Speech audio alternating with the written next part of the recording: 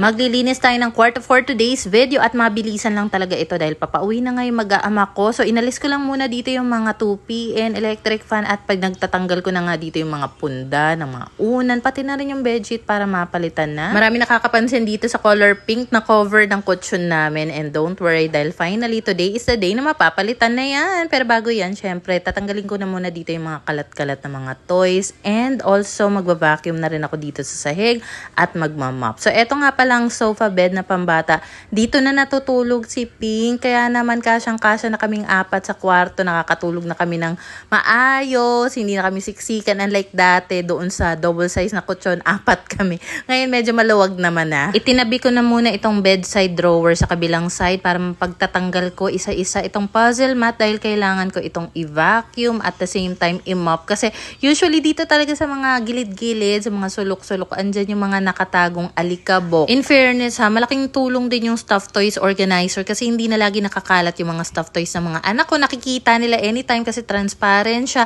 Tapos usually yung maliliit na toys na lang nila yung nilalabas nila. Inisa-isa ko pala ng vacuum itong puzzle mat namin kasi ang balak ko talaga is kukuskusin ko siya, lalabahan ko siya. Kaso nagmamadali na nga ako dahil pauwi na yung mag-aama ko. Mga alas 8 na yata ng gabi ako nito nag-start maglinis and kung lalabahan ko siya kailangan ko pang patuyuin. Kaya sabi ko next time na lang siguro. Kaya for now, eto at magmamap na nga rin ako ng floor. Gumamit lang ako dito ng spray na pink stuff, multi-purpose cleaner, and then ayan, pinasadahan ko lang ng mop gamit itong Joy Boss na mop ko. Mukha lang mabilis kasi naka-timelapse pero ang tagal kaya nang inabot ko dito. At the same time, in between kasi nagfi-film pa ako ng ilang videos, promotional videos para sa ilang gamit ko dito sa bahay or sa kwarto. Kaya naman kasi hodang for the linis nga lang atake ko dito. Nakadress pa nga ako pero don't worry, may shorts naman yan. At saka yung likod ko may lampin pa. Paano bagong ligo ako tsaka tutulo-tulo pa yung buhok ko. Kaya naglagay na lang ako ng lampin sa likod. Natanggal ko na pala yung pink na cover ng kutsyon namin and medyo matagal na sa amin yung kutsyon. Mga 6 years na yata yan. Tapos eto nga pala yung napili kong foam cover. Eto yung pinaka-affordable na nakita ko online. Kasi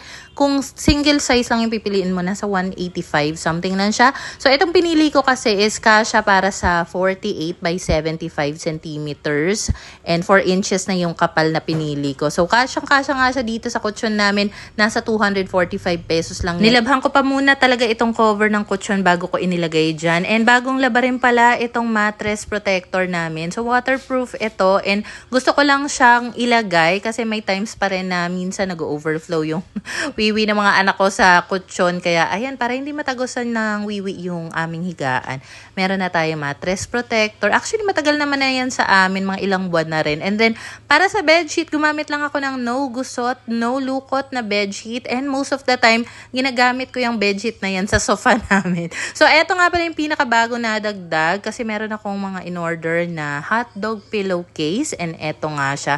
Gingham yung print kasi mahilig ako sa ganyang print talaga. Even nga itong damit ko, kita nyo, gingham pa rin. Ang struggle lang talaga dito is yung pag nilagay mo nga siya sa una na hotdog pillow. Medyo matagal. Ibinili ko lang din sa dating pwesto itong aming bedside drawer kasi ito yung pinagpapatungan ng projector namin. Maraming nagtatanong about sa projector.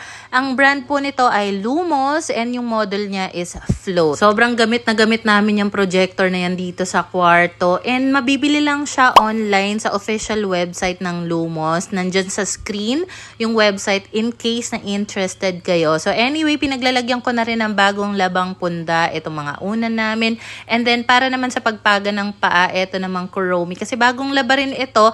Si Pingoy naman yung nagkuskus nitong Kuromi na floor mat namin. Ayan, at malinis na naman yung kwarto at saktong-sakto nga lang dahil kararating lang din na mag-aama ko at ang pinakaunang ang ginawa ng panganay ko, binuksan agad itong projector para makanood nga sila.